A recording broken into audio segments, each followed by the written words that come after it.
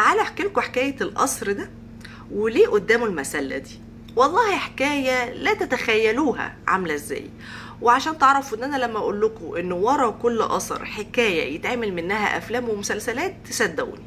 اولا نبتدي الحكاية في ان احنا نعرف الاول المكان ده فين. دي انجلترا يا جماعة، مقاطعة هناك اسمها دوريستا او مدينة مش عارفة بالظبط هي ايه بالظبط. القصر ده بتاع شخص سياسي عريق جدا اسمه ايه؟ اسمه ويليام بانكس. ده ويليام بانكس ده كان عضو هناك، عضو برلمان وحزب وحاجة كبيرة وعيلة عريقة وحاجة جميلة قوي. بس هل معنى ذلك ان هو كان كويس؟ لا، ما كانش كويس خالص. ده اتعمل عليه كتب هناك عشان تكونوا عارفين، من ضمنها الكتاب ده. الكتاب ده بيوضح ازاي الشخص اللي فات ده كان فظيع سرقته للآثار المصرية وخاصة المسلة اللي قصاد بيته. فده كتاب بيتكلم عن القصة اللي انا بحكي عنها. المهم نرجع تاني لويليام. ويليام ده يا جماعة في يوم من الايام لقوه بيعمل فعل فاحش في حمام مع جندي ملكي. وطبعا كان الموضوع ده في بريطانيا سنة 1800 وحاجة، كان بيعاقب عقاب شديد جدا وهو ايه؟ الإعدام. وقد كان هذا الشخص في سنة 1841 خد إعدام. بس هل تعتقدوا ان هذا الشخص المرموق النبيل هيتعدم؟ لا طبعا.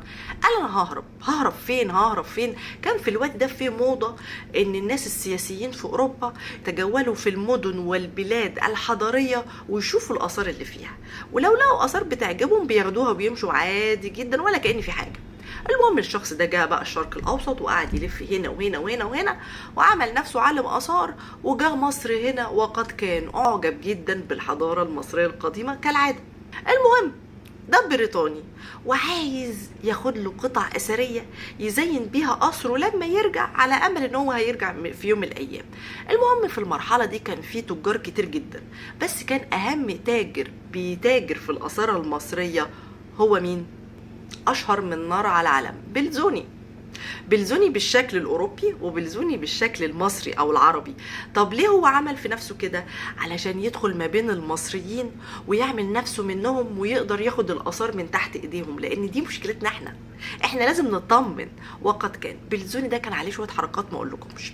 المهم الشخص ده بلزوني كان ماشي وهو رايح ابو سمبل عشان يشيل الرمله من عليه عشان يسرقه، لان هو خلي بالكوا هو اول واحد لقى معبد ابو سمبل. فهو ماشي كده رايح لقى جزيره فيلة اللي عليها الاثار، ولقى على الجزيره دي في مسله واقعه على الارض طولها حوالي 7 متر، ولقاها قريبة قوي من نهر النيل. إذا هذا صيد ثمين يقدر من خلاله يقلبه على طول كده في المية وياخده ويجري. بما ان اي اثر قريب من نهر النيل فسهل جدا السرقه بتاعته. وقد كان بس هو دلوقتي عنده حاجه اكبر وغنيمه اكبر، هو ايه؟ معبد ابو سمبل. فقال لا انا هسيب المسله دي في مكانها وهروح اعمل بس المشوار بتاعي وانا راجع هبقى اخدها معايا. الكلام ده كان سنه 1817.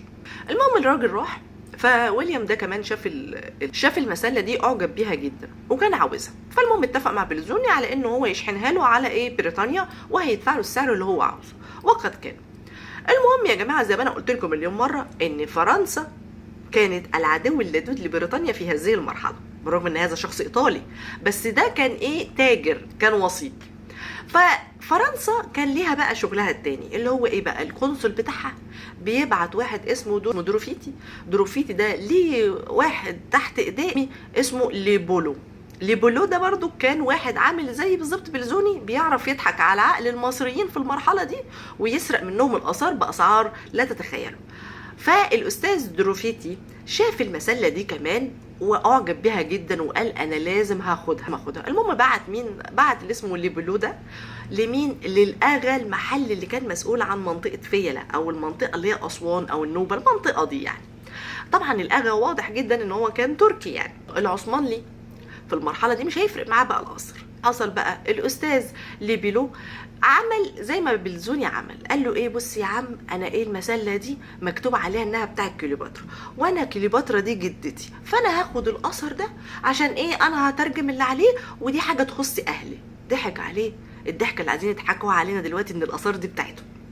وافق على الموضوع ده، قال له ماشي خدها بما ان هي بتاعت جدتك. ضحك عليه الراجل. المهم الاستاذ بلزوني لاحظ، عرف الموضوع ده، لان خلي بالكم انا زي ما انا قلت لكم في خلافات وخناقات جامده قوي عليهم. الاستاذ بلزوني راح للآغا المحلي في المنطقة دي وقال له ايه؟ قال له يا عم انت مصدق القصة دي؟ لا دي بتاعت جدته ولا نيلة، انا هديك ساعة وهدي للناس اللي شغالين في المجالات كلها، في المناصب كلها في المنطقة دي، هديهم فلوس زيادة عن الفلوس اللي دروفيتي قال لكم عليها، وهاخد انا المسلة. وقد كان، هو اداله ساعة، ادى للآغا ساعة وزود البقشيش على الناس اللي هتشتغل معاه في نقل المسلة وخدها. المهم الأستاذ بلزوني وهو بياخدها وبينقلها بالطريقة المعتادة اللي كلنا عارفينها، اللي هي عبارة عن خشب ويجر وبحبل لغاية لما يوصل لنهر النيل، تكون فيه هناك مركب مخصصة لنقل المسلة للقاهرة أو للبحر الأبيض. دي حاجة سهلة جدا في المرحلة دي. أنا بقول لكم سنة 1818، يعني نقل المسلات كان سهل، فما بالكم أيام المصريين القدماء كان أسهل. المهم نرجع لمرجعنا. وهو بينقلها ايه اللي حصل يا جماعة الخير؟ المسلة وقعت في نهر النيل بالمنظر ده. بلزوني كتب في مذكراته وفي الورق اللي دايما يسجلها عن نفسه، قال ايه؟ قال انا هنا حزنت مرتين. اول حاجة ان ازاي القطع الثمينة دي هتغرق في نهر النيل، وان ازاي دروفيتي والشلة اللي معاه هيشمتوا في اللي حصل لي، فانا لازم اطلع المسلة من نهر النيل. وقد كان القرد ده عرف يطلعها من نهر النيل وخدها وجري على القاهرة. المهم يا جماعة الخير، دروفيتي بقى قاعد هناك، شاف المسلة وصلت القاهرة، اتجنن، او ربنا اتجنن، مسك في خناق بلزوني وضربه. لولا تدخل القنصل البريطاني في الوقت ده هو اسمه سولت، ما كانتش المسلة دي خرجت من القاهرة، كانت هتحصل خناقة ما بين الفرنسيين والبريطانيين جوه قلب القاهرة. وقد كان الأستاذ بلزوني شحنها على بريطانيا واتحطت في المكان ده طبعا، بس ما اتنصبتش في الوقت ده، لكن هي وصلت بريطانيا سنة 1829 واتحطت قدام القصر بتاع مين؟ القصر بتاع الأخ ويليام. طبعا الأخ ويليام كان مات قبل ما يشوفها وهي واقفة كده، والأخ بلزوني كان مات قبل ما يشوفها واقفة كده، واتحطت هنا. وهو طبعا بما ان القصر ده يعتبر قطعة فنية، بريطانيا تم وضع يدها عليه، خدتها في ملكيتها الخاصة، والمكان ده بقى ايه؟ تبع ايه؟ الدولة، مش تبع ويليام ولا تبع اهله ولا تبع الناس دي، وخدوا المسلة بالقصر ده، فبقى ملكية عامة. فهمتوا دي وصلت ازاي هناك؟ طيب تعال احكي لكم بقى حكاية المسلة دي بالمختصر المفيد. المسلة دي يا جماعة معمولة من الجرانيت الأحمر، وكان في مسلة تانية معاها. موجودين فين؟ موجودين في الصرح الشرقي بتاع معبد الإله إيزيس اللي موجود في معابد فيلة. كان في واحدة مكسرة وفي دي اللي هي تعتبر سليمة شوية بالرغم انها برضو مكسرة، بس خدوها. هي بتعود لمين؟ بتعود لعصر الملك بطليموس الثامن اللي كان متجوز من 2، كليوباترا الثالثة وكليوباترا الثانية.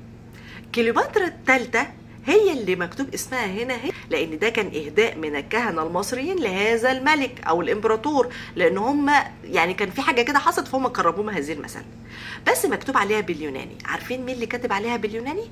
الزوجة الثانية اللي هي كليوباترا الثانية، رجعت من المنفى بتاعها وكتبت بالخط اليوناني عليها.